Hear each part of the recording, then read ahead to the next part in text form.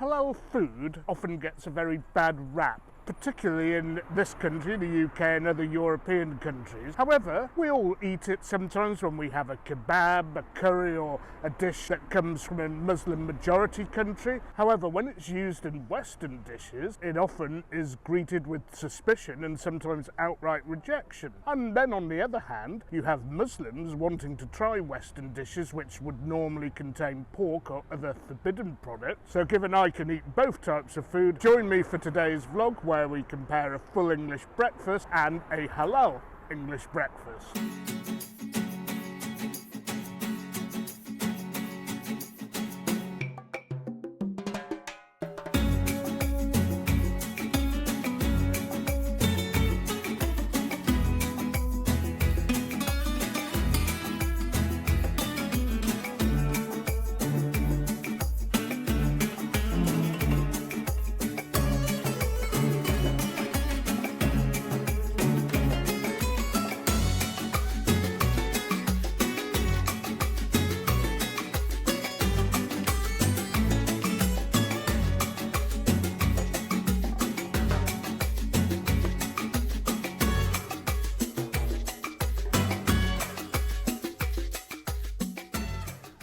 Now, we're going to start off with the normal full English breakfast in Didsbury, a little suburb of Manchester.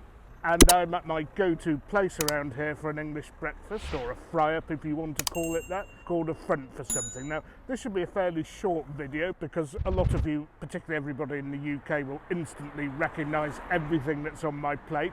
And for those of you living abroad, it's possibly one of Britain's one or two contributions to world cuisine. But at least, without further ado, let's head in and order a fry-up. And yes, I am not going to have both of these in the same morning.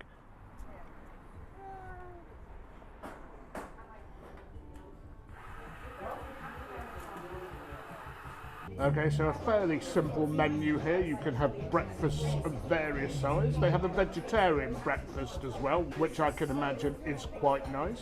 And apparently there's even a vegan option available. Omelette, sandwiches, toasties, and for those who really want a heavy breakfast, you can just pick those extra items on the menu and just load your plate up with something absolutely enormous. And I plead guilty here. One time in the past I did indeed do that.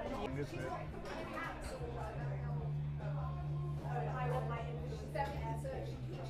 Anyway, our hot drinks have arrived. I will pan down to the table. Now, back in the day, you would have got a mug of tea or a cup of instant coffee, but these days everything is different, everything is modern. I'm having espresso, my father's having green tea, which I've never seen anybody have before with an English breakfast.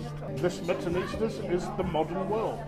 So far so good. The espresso was very good. I'll be definitely having another one of those at the end of the meal. And for what it's worth, the green tea is getting a good report, although it's a little harder to make a good espresso than it is to stick a green tea bag in a pot. So our breakfasts have arrived pretty swiftly and they do look quite delectable. I'll start off with my father's small breakfast so you can gauge what size portion you think you could eat.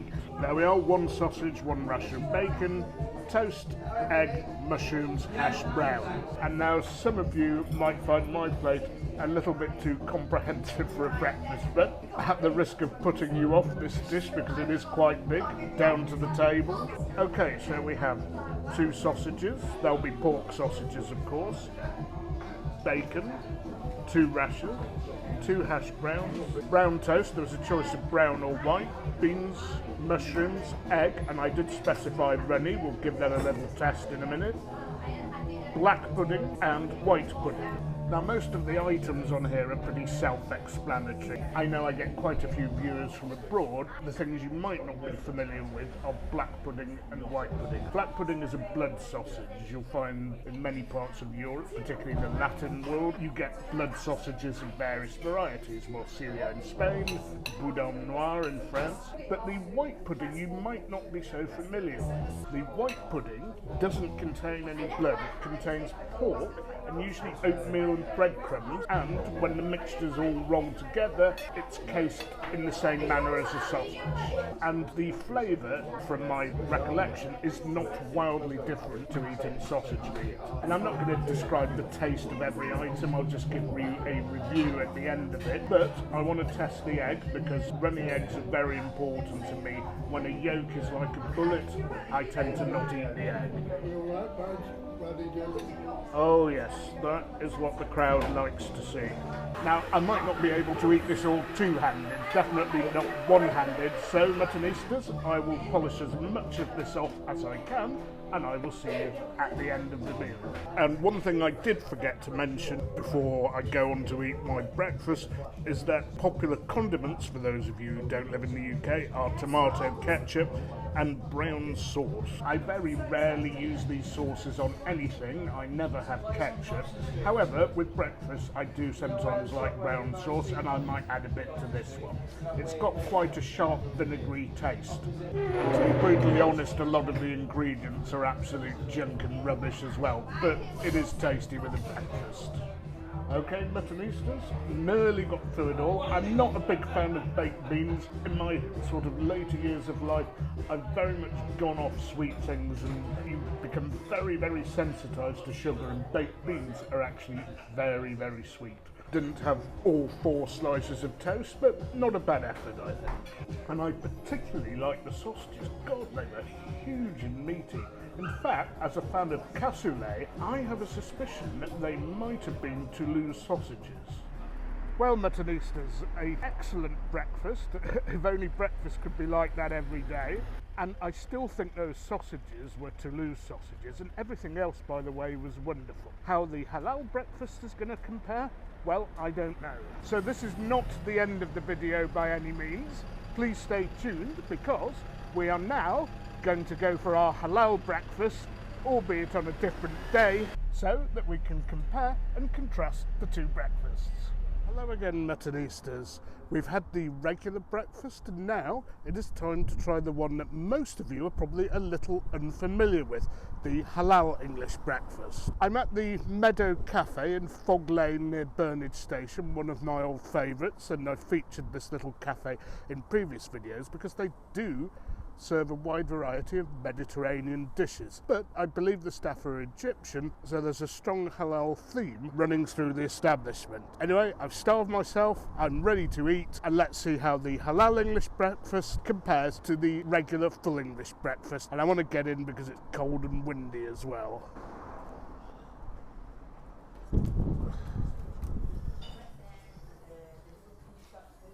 Hello. Hello, I'm good, thank you. Yes, some of you will say, oh no, mutton, that was an Irish breakfast because there was white pudding. Well, they have it in Scotland as well, so call it a British breakfast, shall we? Anyway, down to the menu, they have quite a variety of things, and they don't only serve breakfast items here. The only thing is, if you're after pork, they don't serve pork. But don't forget, the purpose of this video is to compare the breakfast one with and one without pork. All sorts of stuff, hot and cold sandwiches, steaks, kebabs, and I have reviewed the Mediterranean breakfast before, but today we are going for the big halal breakfast.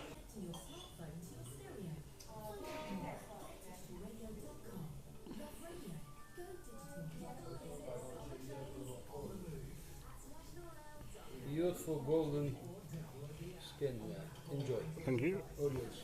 Right, Muttonistas, I have gone for a Turkish coffee today. You probably all know I'm a bit of an espresso addict, but they do this particularly well, and a slightly longer coffee before your breakfast, in my opinion, is preferable. You have a quick shot of espresso, and you've got nothing left to have with your breakfast, have you? And for those who are unfamiliar with Turkish coffee, the only thing you need to state is how much sugar you want in it. Of course, I don't want any sugar in mine, but you can have it sweet, medium, or unsweetened. Signature sauce, which is Egyptian herbs with lemon and lime. Okay. It's a combination of the homemade sauces contain of Middle East herbs, and also homemade red salt, which is about 12 of different herbs and spice merged together in one jar. Enjoy. Okay, thank you. Well, that'll make a nice refreshing change from the usual HP, won't it, folks? Anyway, down to the table. Beans you know about, eggs you know about, hash browns you know about, mushrooms you know about. Now the meat you wouldn't know about. We have turkey bacon. I have had this before and I actually think it's one of the best pork bacon substitutes, if I can put it that way. Turkish sausage, sucuk, always a delicious addition. And something I'm actually yet to be sold on when I've had them before, chicken sausages. So let's see how all that meat tastes and squares up here. So, first of all, Muttonistas, the eggs. The eggs are the most important part of the breakfast, and if they're not runny, for me, it absolutely wrecks the flavour. Nicely cooked, very runny, just the way I like it. Now, for the turkey bacon.